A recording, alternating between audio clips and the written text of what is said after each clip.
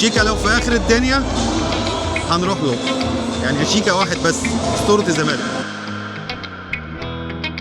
خلصت حكاية كتبتها جوه المدرج سرها، بصوت هتافي انا البطولة جبتها، راية نادية رفعتها كل الظروف وهزمتها، مع كل محنة بحبه اكتر بعدها. ده علشان نثبت ان اي حد بيحب نادي الزمالك وضحى نادي النادي بتحمل مباينات كتيره جدا جدا جدا، سواء من جماهير او من اعلاميين او ناس مش فاهمه في الكوره وحصلت في نادي الزمالك، هيكون ده مصيره والتكريم، وهنشيله فوق راسنا وهنشيله جوه عيوننا وهنشيله جوه قلبنا، وما عندناش الا نستقبله. يا زمالك ده فريقنا، اشهد يا تاريخ ولعوا شماريخ.